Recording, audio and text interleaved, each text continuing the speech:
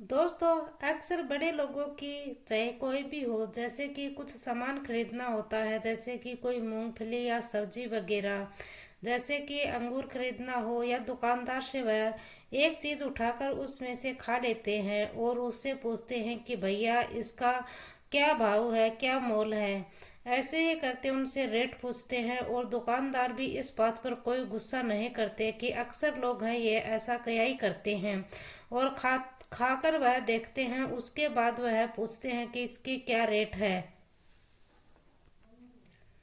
और ऐसे ही एक लड़का होता है जिसकी उम्र 15 साल होती है, और उस लड़के की एक आदत थी। उस वह लड़का जब भी कोई दुकान के ऊपर जाता था, मीट काटने वाली दुकान के ऊपर, वह उस मीट की दुकान के ऊपर जाता था तो मीट की दुकान पर जाता था, और जैसे ही वह मीट काटने काटने वाला मीट को तैयार कर रहा होता तो उसमें से वह एक पीस उठाता और एक पीस को उठाकर वह अपने मुंह में दबाकर खाना शुरू कर देता। यदि कोई नया दुकानदार होता तो उसे यह पहली बार देखता तो एकदम से उसे आश्चर्यचकित हो जाता कि यह आखिरकार कैसा व्यक्ति है जो कि यह मीट को ही कैसा कच्चा खा रहा है। और जब भी वह दुकानदार होता था उसे जैसे कि एक दो बार देख लेता तो उसे ये इस बात का ज्यादा अंदाज नहीं होता था, क्योंकि उसकी आदत थी हमेशा ही ऐसा ही कच्चे मीट के एक पीस उठाकर वह मुंह में दबाकर खा लिया करता था। और ऐसे ही उसके घर के सामने एक दुकान थी, और उस दुकान के सामने से जब भी वह गुजरता था तो हमेशा उस दुकान से वह एक छोटे से जो मीट का पीस होता है वह उठाता और अपने मुंह में चबाना शुरू कर देता। एक दिन उस लड़के के तलब जग जाती है और वह सोचने लगता है कि मैंने हर हर तरीके का मीट है वह खा लिया है, लेकिन आज तक मैंने इंसान का मीट नहीं देखा है और नहीं मैंने खाया है। अब मैं कैसे भी कर कर इंसान का मीट खाकर चेक करूंगा कि इंसान का मीट कैसा होता है। और उसने तलाश है वह पूरी हो जाती है। जब वह पुलिस स्टेशन पहुंचता है तो उसके पैरों तले की जमीन है वह खिसक जाती है, पुलिस के भी पसीने छूट जाते हैं। मीडिया ने जब इस बात की कवरेज की तो लोगों को यकीन नहीं होता कि आखिरकार एक 15 साल का लड़का है जो कि खतरनाक कैसे हो सकता है। नमस्कार, राधे राधे, जय श्री कृष्णा। दोस्तों, मैं पूजा। आज की हमारी जो सच्ची घटना है मैं आपको सुनाने जा रही हूँ। यह सच्ची घटना है पंजाब प्रदेश का एक जिला लगता है लुधियाना, और लुधियाना की ये सच्ची कहानी है। लुधियाना में ही डूंगरी एक जगह लगती है, और डूंगरी में पंजाब बाग इलाके का एक कॉलोनी है जिस कॉलोनी का नाम है शेख कॉलोनी। दरअसल यहाँ इस कॉलोनी के अंदर उत्तर प्रदेश का एक व्यक्ति होता है, उत्तर प्रदेश उन्नाव का गांव लगता है, और जिस व्यक्ति का नाम होता है दिलीप कुमार। पेशे से यह मजदूर होता है, और इसकी पत्नी संगीता होती है वह घरों में काम किया करती थी। और जो संगीता होती है इसके दो बेटे होते हैं, जिसमें एक बेटा होता है जिसकी उम्र 15 साल होती है, और इस लड़के का नाम दीपक होता है। और दीपक है, इसकी उम्र 15 साल होती है। यह भी अपने माँ बाप की तरह यह दुकान के ऊपर काम किया करता था, लेकिन वह घर के अंदर अभी 1 साल की बच्ची है और जिसका नाम काजल होता है, और एक उसका 3 साल का बेटा होता है जिसका नाम राहुल होता है। और दो बच्चों की देखभाल करने के लिए यह 8 साल का बालक होता है जिसका नाम दीपू होता है। यानी कि यह मजदूरी जो संगीता होती है यह भी मजदूरी करती थी। और जो संगीता और ये दिलीप है इसके यानी कि 3 बेटे और एक बेटी हैं, और ये एक बेटी 1 साल की है और एक लड़का है यह 5 साल का है, 8 साल का है, और एक 3 साल का है। इन दोनों बच्चों का ख्याल रखने के लिए ये 8 साल का लड़का ये इनका ख्याल रखता है। एक लड़का है इसका 15 साल का है जो कि दुकान के ऊपर काम करता है। 17 जनवरी 2017 की ये बात है। दोपहर के लगभग 12:30 बजे के आसपास का वक्त होता है। संगीता वह लोगों के घर में काम करने के लिए सीधा घर काम करने के बाद उनके घरों से वह सीधा अपने घर पर पहुंचती है। घर पर आने के बाद वह रोज की तरह है, और घर पर आने के बाद वह खाना वगैरह बनाती है। बनाने के बाद वह जो उसके 3 बच्चे तो घर में ही होते हैं पहले से, और एक जो बड़ा बेटा है 15 साल का दीपक वह भी आ जाता है। वह भी खाना खाने के बाद वह भी कहता है कि माँ मुझे भी जल्दी से काम पर दुकान के ऊपर वापस जाना है। तो ये माँ बेटे दोनों खाना खाने के बाद और घर पे जो 3 बच्चे हैं उनका भी ये खाना पीना खिला देती है, और उसके बाद ये अपने घर काम के ऊपर निकल जाते हैं। और यहाँ पर वह काम करने के लिए निकल जाते हैं, लेकिन जो उसका एक बेटा होता है दीपू, वह यहाँ पर घर पर नहीं होता है। उसकी उम्र 8 साल की होती है और वह घर पर अक्सर ऐसा किया करता था, वह खेलने के लिए बाहर निकल जाया करता था। लेकिन वह बीच बीच में अपने जो भाई बहन थे, एक उसकी बहन थी 1 साल की और एक जो भाई था 3 साल का, उनको बीच बीच में संभालने के लिए आ जाता है वह। लेकिन जब 3:30 जो उसकी माँ है वह काम कर कर 3:30 बजे के आसपास वह घर पर वापस आती है, तो वह आती घर पर आती है तो देखती है कि जो उसकी 1 साल की बेटी है वह बहुत जोर जोर से चीख चीख कर रो रही थी। और उसके पास में जो उसका 3 साल का बेटा है वह बैठा हुआ था, वह उसको चुप कराने की कोशिश कर रहा था, लेकिन वह चुप नहीं हो रही थी। लेकिन जो माँ है उसको गुस्सा आता है, यानी जो संगीता है वह उसको बड़ा ही गुस्सा आता है। संगीता समझ जाती है कि यह कई घंटों से ये गायब है और अब ये खेलने के लिए गया है, और वह तुरंत बाहर निकलती है और वह अपने बेटे दीपू को बार बार आवाज लगाती है। दीपू है कि वह घरों में दूसरे घरों में, दूसरे घर से तीसरे घर में, ऐसे ही वह बच्चे खेलते खेलते वहां तक जाते हैं, तो वो ऐसी कोई जगह नहीं होती है कि जहां पर वह दीपू को तलाशने की कोशिश न की गई हो। आखिरकार दीपू है वह गया तो गया कहाँ, ये दीपू को लेकर उसकी माँ है वह बड़ी चिंतित हो जाती है। अभी अब है यह लग रहा है कि दीपू की जो लापरवाही खेलने की वजह से यह घर से निकल गया है, लेकिन यह अचानक से गायब कहाँ पर हो गया है। वह परेशान हो जाती है और कब वह शाम हो जाती है, तकरीबन शाम के 6 बज जाते हैं और पता ही नहीं चलता है कि उसका जो बेटा है वह काम पर से लौट कर आ जाता है, जिसका नाम दीपक होता है। इसकी दीपक की उम्र 15 साल के आसपास होती है और इसी बीच में जो उसका पति होता है दिलीप कुमार, वह भी घर पर आ जाता है और वह मौके पर ही पहुंच जाते हैं। और दिलीप कुमार है यह बताया जाता है कि जो उसका बेटा है, 3 बेटे हैं उसके। और फिर ये जो तीनों हैं ये तीनों मिलकर इस दीपू को चारों तरफ खोजने की कोशिश करते हैं, लेकिन ये कहीं पर भी नहीं मिलता। आखिरकार ये नजदीकी पुलिस स्टेशन में पहुंच जाते हैं और वहां जाकर कहते हैं कि साहब मैं हर रोज काम पर निकल जाती हूँ, जो मेरा पति वह भी काम पर निकल जाता है और मेरा एक बेटा है 15 साल का, वह भी हमारे साथ ही काम पर निकल जाता है। घर पर 2 बच्चे होते हैं और जो मेरा दूसरे नंबर का बेटा है जिसकी उम्र 8 साल की होती है, दीपू उसका नाम होता है, वह इनका दोनों बच्चों का ख्याल रखता है और वह आज गायब हो चुका है। साहब उसे ढूंढ दीजिए और मेरे परिवार का रो रो कर बुरा हाल है। यह परिवार है यह पुलिस के सामने बार बार रो रहा था, गुहार लगा रहा था, विनती कर रहा था कि बस एक कॉल आती है। जब वह कॉल आती है तो पता चलता है कि एक इलाके में वहीं पास में ही एक लाश मिलती है। जब लाश की सूचना मिलती है तो पुलिस वाले हैं वह जानकारी प्राप्त करते हैं, तो जो उस बच्ची की माँ है उसे पूछा जाता है कि तुम्हारे बच्चे को देखने में कैसा था और उसकी उम्र कितनी है, तो उसने कपड़े कैसे पहन रखे थे, इस तरह की उससे बातें बताई जाती हैं।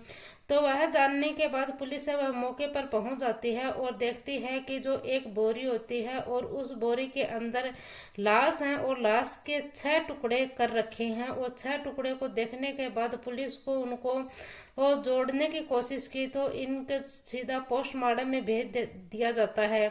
और उधर जो पोस्टमार्टम में भेजा जाता है और उधर जो परिवार है उसको फोटो दिखाई जाती है। हालांकि परिवार में पूरा शरीर होता है वह नहीं दिखाया गया है, क्योंकि उसके 6 टुकड़े कर दिए गए थे। सिर्फ उसके चेहरे की फोटो है, पुलिस है वह परिवार वालों को दिखाते हैं और देखते ही वह पहचान जाते हैं कि ये तो हमारा ही बेटा है। उसके तन के ऊपर कोई कपड़ा नहीं होता है, वो एकदम से नग्न अवस्था में होता है और उसके 6 टुकड़े किए हुए होते हैं। दोनों हाथ अलग हैं, दोनों पैर अलग हैं और सर है वह धड़ से अलग है। और जब इसका पोस्टमार्टम रिपोर्ट आती है तो पुलिस से इसे बड़ी चौंकाने वाली बात सामने आती है, उसके दिल और एकदम से गायब हैं। और डॉक्टरों का कहना है कि इसका तो दिल भी गायब है और कुछ बॉडी के ऐसे पार्ट होते हैं वह भी गायब हैं। जब पुलिस वालों को ये सूचना दी जाती है तो पुलिस वहां पर फॉरेंसिक टीम जाती है, डॉग स्क्वाड की टीम भी जाती है, वह आसपास की जो जगह होती है वहां पर खोजने की कोशिश करते हैं, लेकिन जो मिलता है वह इन बोरियों के अंदर ही मिलता है। किसी की नजर पड़ी थी, आसपास के उन व्यक्तियों ने पुलिस को सूचना दी थी। आखिरकार सब ये हुआ क्या था और इसका कत्ल कैसे हुआ, क्यों हुआ, आखिरकार परिवार है उसको चिन्हित तो कर लिया था। और जो बेटा दीपू होता है इसकी किसी ने वाकई में ही हत्या कर दी और पुलिस को यह 2-3 दिन थे और रास्ते में कभी यह पुलिस इसकी सबसे बड़ी दुश्मनी किससे थी किससे नहीं थी ये सब की छानबीन कर रही थी। और दूसरी तरफ पुलिस ये भी देख रही थी कहीं किसी ने तंत्र मंत्र की वजह से तो इस बच्चे की बलि नहीं दे दी है। पुलिस ये हर प्रकरण से यहाँ पर खोजबीन कर रही थी और जो आसपास में सीसीटीवी कैमरे लगे हुए थे उन सभी सीसीटीवी कैमरे को खंगाला जाता है। आखिरकार एक प्लॉट होता है और वहां पर आसपास के जो सीसीटीवी कैमरे हैं वह खंगाले जाते हैं। जो सीसीटीवी कैमरे खंगाले जाते हैं तो एक जगह के जो सीसीटीवी कैमरे खंगाले जाते हैं तो उसमें एक तस्वीर है वह सामने आती है। वह जो लड़का है दीपू वह दिखाई देता है, वह आगे आगे चल रहा है और उसके पीछे एक लड़का और होता है विकू, जो कि वह 15 साल के आसपास का होता है। पुलिस वाले उस विकू की तलाश करते हैं। पहले तो उस परिवार वाले को पूछते हैं कि ये लड़के को क्या तुम जानते हो, तो वह लड़का जो परिवार वाले वह कहते हैं कि ये तो हमारे पास में ही रहते हैं। फिर पुलिस वाले वह इस विकू को अपनी हिरासत में लेते हैं और वह कहते हैं कि बेटा, जो दीपू था उसे आखिरी बार तुम्हारे साथ देखा गया था लगभग 11 साढ़े 11 बजे के आसपास, तो वह बताता है कि तुम्हारे साथ देखा गया था। पुलिस वाले हैं उसे पूछने की कोशिश करते हैं। फिर ये जो विक्को है यह उस पुलिस वालों से पूछता है, तो पुलिस वाले तो ये पुलिस वालों से जब पुलिस के जो बार बार पुलिस इससे जवाब कर रही थी, सवाल कर रही थी, तो यह पुलिस वालों को ऐसे जवाब दे रहा था कि जैसे कि कुछ हुआ ही नहीं था। ये बताता है कि साहब मैंने जो दीपू है वह उसे पूछा था कि तुम्हारे पास क्या पतंग की डोर है, तो वह बताता है कि मेरे पास मेरे घर पर बहुत सारे पतंग की डोर है। कहाँ तुम मुझे, ये कहता कि तुम मेरे घर पर चलो और मेरे घर पर बहुत सारी पतंग की डोर है। अगर मेरे साथ चलोगे मेरे घर पर तो तुम लेकर आ जाना। तो मैं उसके घर के ऊपर गया तो वह अपने भाई और बहन के साथ आराम से खाना खिला रहा था। खिलाते खिलाते वहां से वह उठने के बाद वह अपने घर पर पहुंच जाता है और पहुंचने के बाद जो जितने भी सदस्य रहते हैं वह चाहे महिला हो या पुरुष हो वह मेहनत मजदूरी करते हैं। और जैसे ही वह अपने भाई बहन को खाना खिला रहा था तो मैंने उसका गला दबाकर उसकी हत्या कर दी। हत्या करने के बाद मैंने उसको वहां से उठाया और जो उसके घर में महिला पुरुष जितने भी लोग थे वह सब मेहनत मजदूरी के लिए घर से बाहर गए हुए थे। फिर मैंने उसको अपने घर पर लेकर आया। घर पर लेके आने के बाद उसके जो बदन के सारे कपड़े थे वह उतारे। वह उतारने के बाद मैंने उसे बाथरूम में लेकर गया और बाथरूम में ले जाने के बाद हथियार का इस्तेमाल किया और हथियार का इस्तेमाल करने के बाद मैंने उसकी गर्दन थी उस गर्दन को धड़ से अलग कर दिया, बिल्कुल ही अलग कर दिया, और जो उसके हाथ थे उनको भी अलग कर दिया, पैरों को भी अलग कर दिया, और उसके बाद जो उसके शरीर के 6 अलग अलग टुकड़े थे उसको कर दिया। और फिर मैंने बीच में से जो जांग का हिस्सा होता है उन हिस्सों को काट कर खाना शुरू कर देता हूँ। और जैसे जैसे मेरी आदत थी वह पुलिस वालों को बताता है कि ये तुमने ये कैसे और क्यों किया था। उसने कहा कि साहब मैं अक्सर जो मीट की दुकान होती है उसे चाहे चिकन हो या मटन हो, अन्य कोई भी प्रकार का मीट हो, मैं हमारे घर पे बनता था तो भी लेकिन जाया करता था, और जब मेरा मन किया करता था तो मैं कच्चा मीट है वह खाया करता था। और घर के पास में ही एक दुकान हुआ करती थी चिकन की, अक्सर मैं वहां पर बैठकर 1-2 पीस हर रोज कच्चे मीट का खाया करता था और यही मेरी आदत थी। और उसे सोचा था कि मैं इंसान का मीट भी खाना चाहता हूँ।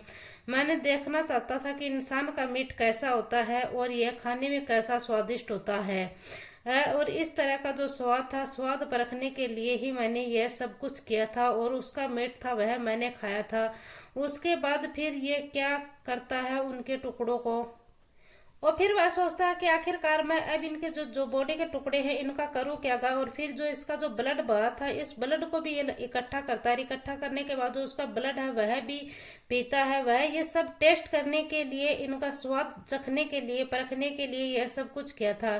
फिर यह इन टुकड़ों को एक पॉलीथीन में भरता है। पॉलीथीन में भरने के बाद इनको बोरियों में भरता है। वो बोरियों में भरने के बाद यह अपनी साइकिल के ऊपर अपने घर से लगभग 600 मीटर दूर एक प्लॉट होता है, उस प्लॉट में ले जाकर इनको डाल देता है। और फिर एक चक्कर लगाने के बाद यह दूसरा चक्कर लगाता है और दोनों बोरियों को यह इसी तरह अलग अलग साइकिल पर रखकर ये घर से 600 किलोमीटर दूर खाली एक प्लॉट होता है, उस प्लॉट के ऊपर वहां पर फेंक आता है और फेंकने के बाद यह अपने घर पर जो ब्लड वगैरह था और जो ब्लेड थी वह जो बाथरूम में उसको सब काम वह साफ कर देता है और जो बाकी का ब्लड बहा हुआ था उसे पूंछ देता है और जो उसके जंग के कुछ हिस्से थे उसे वह खा लेता है। लेकिन जो उसका दिल है वह कहाँ है, हमें दिल भी इसका मौके पर नहीं मिला था। तो वह हंसने लगता है। हंसते हंसते पुलिस को वह जोर जोर से हंसना शुरू कर देता है। जब पुलिस उसे पूछती है तो तुम हंस क्यों रहे हो, वो तो उसने कहा कि साहब मुझे बस यूं ही हंसी आ रही है। पूछा जाता है कि पुलिस की जो सख्ती से उससे बातचीत करती है तो वह बताता है कि जो उसका स्कूल है ना वो स्कूल में फेंक आता है।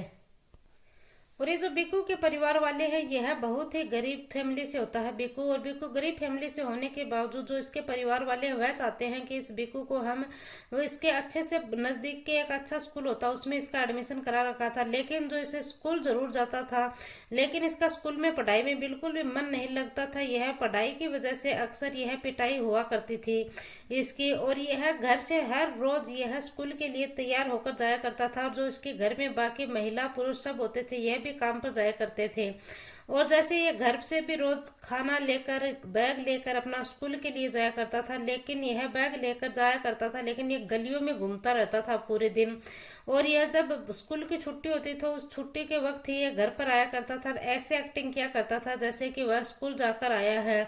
वो क्योंकि वह स्कूल जाता था और उसको स्कूल जाता था तो उसका होमवर्क पूरा नहीं होता था, और होमवर्क पूरा न होने की वजह से उसे बार बार मार पड़ती थी, डांट पड़ती थी। और क्लास में हर तरह इसी तरह है वह जब जाता था उसका मन नहीं लगता था और वह उसे अच्छा भी नहीं लगता था, इसीलिए उसका स्कूल जाना बिल्कुल भी पसंद नहीं था। उसे सोचता था कि वह बच्चे के और फिर वह सोचता है कि मैं ये जो दिल है इसका ये दिल है स्कूल के अंदर फेंक देता हूँ, और जैसे मैं स्कूल के अंदर फेंकूंगा ये दिल तो ये किसी को मिल जाएगा, फिर ये जो बात है ये मीडिया में आ जाएगी, और मीडिया में आने के बाद ये बात है ये स्कूल है ये बिल्कुल बंद हो जाएगी। लेकिन ये जो हार्ट इसने फेंका था वह किसी को मिलता नहीं है स्कूल के अंदर। फिर जो पुलिस है वही से पूछती है कि तुमने कहाँ फेंका था, जहां इसने फेंका था वहां पर ये पुलिस वालों को मिल जाता है। और फिर पुलिस वाले हैं यह बिकू से पूछते हैं कि तुमने यह सब सीखा कहाँ से, तुमने ये कहाँ से इस पूरे घटनाक्रम का तुमने अंजाम दिया, इन सब को अंजाम देने के लिए तुमने इतना जो तुम्हारा दिमाग है वह कहाँ से लगा। तो उसने कहा कि साहब मैंने ऐसे बहुत से क्राइम शो हैं वह देखे थे, और उनको देखने के बाद मैंने सोचा कि मैं कुछ नया करता हूँ जिसे एक अलग घटनाक्रम को अंजाम देता हूँ, और उसके बाद ही मैंने ये सब किया है। और आखिरकार इसको पुलिस वह गिरफ्तार कर लेती है। गिरफ्तार तो क्या कहेंगे, इसको एक बाल सुधार गृह में भेज दिया जाता है। जो इसकी उम्र है वह 15 साल ही होती है, और बाल संरक्षण गृह में इसे भेज दिया जाता है। और वहां पर भेजने के बाद जो पुलिस है पुलिस वह मंथन करती है कि इसने क्राइम तो किया है, इसे ये जो इसके परिवार वाले हैं वह तो ये सोचते हैं कि इसको बड़ी से बड़ी सजा दे, इसे या तो उम्र कैद की सजा हो इसको, या इसके ऊपर या फिर इसको हमेशा के लिए ही जेल के अंदर रखे, या फिर इसको फांसी की सजा हो। इसके परिवार वालों का तो ये कहना है, लेकिन इसको कम से कम 3 साल की सजा होगी, और इसको है ना बाल जो संरक्षण गृह होता है उसके अंदर इसे भेजा गया, और इस बिक्कू को बाल सुधार गृह में भेज दिया जाता है। और आखिरकार दोस्तों इस पूरे घटनाक्रम का सुनाने का उद्देश्य मेरा किसी को दिल को ठेस पहुंचाना नहीं है, किसी को परेशान करना नहीं है, बल्कि आपको जागरूक करना है, सचेत करना है। जय हिंद, जय भारत।